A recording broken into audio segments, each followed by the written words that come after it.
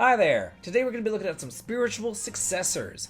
Maybe you happen to like this game, or maybe this one here is your favorite, or maybe even this one.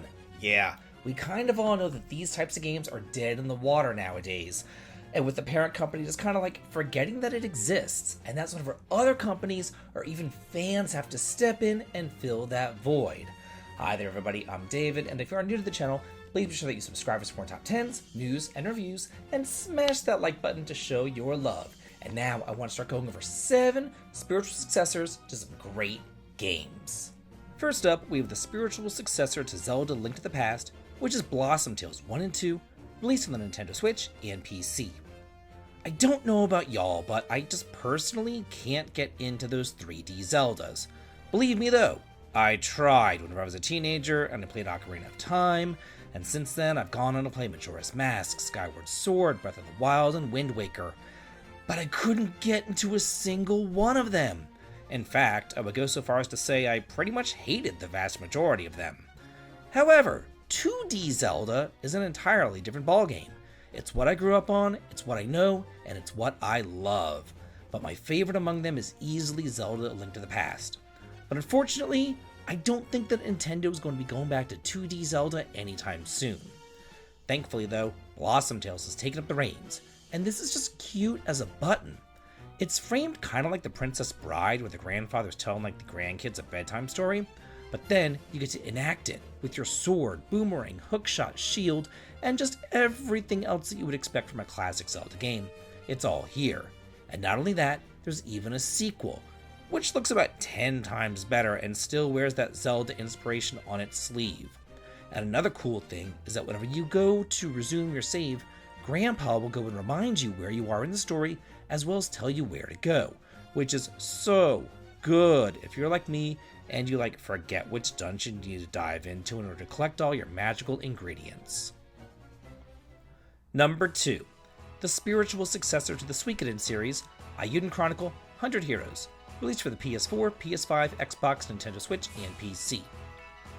Eiyuden Chronicle definitely wears its Suikoden influence on its sleeve. In fact, it was created and developed by the late Yoshitaka Maruyama, the original creator of the Suikoden games. And I really cannot overstate the importance of the series as a whole. It was a staple in my high school and college years, but unfortunately, like many other series, it just died in the HD era, kind of like piddling on out with a side story on the DS, as well as a similar one over on the PSP, but that there wasn't ever released in America, though a fan translation does exist. 20 years after the last release of the series, with the rise of the Kickstarters and the indie game scene, we finally got our wish with a new Suikoden game in all but name, and it really does capture the glory, spirit, vibe, aesthetic, and characterization of the originals. Mostly because the original designer again was on board the entire time. It just feels like you're playing Suikoden 6 back on the PS2, and you can really do with that information what you will, because it might be a bit too retro for some of y'all or whatever, but I personally am a retro guy, and I loved all the towns filled up with the NPCs and the shops, the complicated dungeons, the puzzles, and the world map. It all just felt so alive and real to me, not to mention the whole castle building aspect, as well as the plucky resistance fighters going up against the big bad evil empire. Number 3, the spiritual successor to Chrono Trigger. It's Radiant Historia, released for the DS, then remastered for the 3DS. Hear me out here.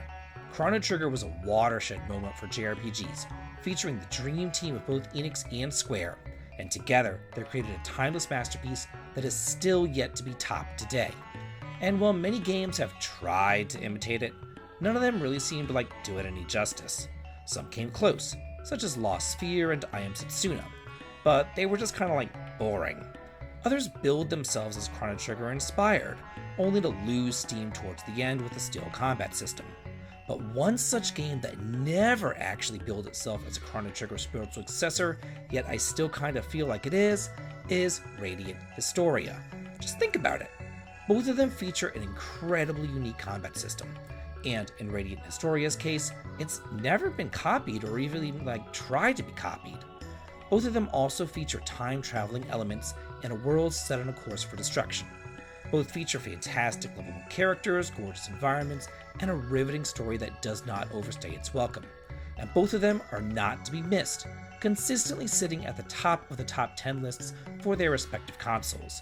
It really just sucks that whenever people think of a Chrono Trigger spiritual successor, they always get pulled in by the marketing campaigns, and they think of these games that bill themselves as successors but never actually quite live up to the original.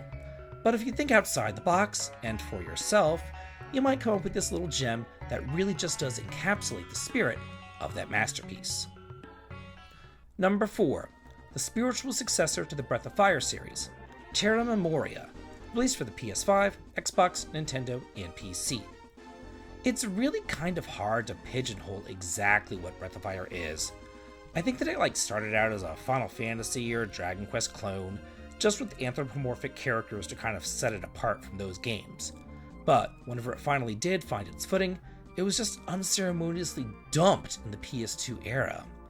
To me though, Breath of Fire has always marched to the beat of its own drum, with characters who have overworld skills, a party that you can switch around at will, and a fun, fast-paced dynamic battle system that, while turn-based, also introduced unique mechanics in each subsequent game, like the party swapping in the first game to the unique abilities in the second, learning enemy skills in the third, and then combos over in the fourth. And while Capcom seems to refuse to acknowledge the game's existence any longer, Terra Memoria stepped up with a story revolving around the dearth of crystals, and you and your little animal friends have to go out and find them all. The graphical style is beautiful, and that viewpoint reminds me a lot of the viewpoint over in Breath of Fire 3 and 4, but I think it's the combat system where it really does shine. Rather than just attacking physically like in just about every other RPG on God's green earth, damage here is instead handled through magic, and as such, enemy weaknesses are clearly shown on the screen, and whenever you target an enemy's weakness enough, you can eventually break them, pushing them back on the timeline and making them weak to every single element.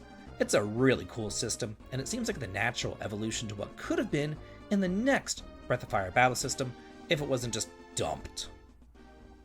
Number 5. The spiritual successor to Skies of Arcadia, Nostalgia, released for the Nintendo DS. Skies of Arcadia is just a masterpiece, but I was never a Sega kid, so I first played this on the Nintendo Wii with the Legends upgraded port, and there I was introduced to the Sky Pirate Vice and his little harem of girly friends. I love how lively the world feels, but also how distinct and unique each continent felt, as they were governed by a different elemental moon and each had unique distinct cultures. And y'all know me, I love an RPG that really rewards exploration. And here the best part's just kind of flying around, finding world treasures, and exploring the vast skies as well as the floating continents. And while that game did take place in a fantasy world, its spiritual successor, Nostalgia, takes place in kind of a steampunky Victorian world, set in the early 1900s on Earth. You begin in London, and you quickly set out to explore all of Europe before eventually venturing out to explore the rest of the Earth. And instead of fantastical world treasures, now you'll be finding real world treasures, such as the Great Pyramids of Giza, Machu Picchu, and the Great Wall of China. You'll be exploring real-world locales and dungeons while fighting off sky pirates and airship battles too. Everything that you know and love from Skies of Arcadia is here, just with a new setting, a new coat of paint, and a new story. It's just kind of shocking to me that this one just didn't sell well because, well, personally I blame the name. It's not exactly the most inspiring thing ever, but if you just give this a shot, I guarantee that you're going to love it. Number 6. The spiritual successor to the Mega Man Legends series, Delta Gal, released for the PC. Gosh, what I wouldn't do to get my original copies of the Mega Man Legends games back. I unfortunately was a complete idiot about 25 years ago and I sold them. But I digress. These were such unique, cool games. It's just such a shame that they were all born and they all died on the original PlayStation. But what's even more of a shame is that the second game ended on a cliffhanger, where poor little Volnut is stranded off in outer space. And Capcom was going to fix this with Mega Man Legends 3 to be developed for the 3DS, but that was cancelled. So like many of the games that we've seen on this list, it has fallen into the fans' laps to do something about it. And do something they did with Delta Gal, which admittedly is still a work in progress, but it looks so good. It looks good in like a bad PS1 way though, but hey, I love the throwback. The hub town is huge, full of secrets and NPCs, treasures that you can find, and roofs to climb on top of. And the world itself is pretty much open, yet still linear, as you progress through the stages with your buster gun and your sword. The dungeons are not only filled with various enemies, but tons of puzzles and platforming too. And something that I'm really a fan of is that there's no manual targeting here. It's all done automatically. That's great, because I cannot aim to save my frickin' life. As I said before, this is still a work in progress, and the free demo is available and is rather short, but I am so looking forward to the full game. And number 7, the spiritual successor to the Final Fantasy Legends series, The Secret of Aronis, released for the PC.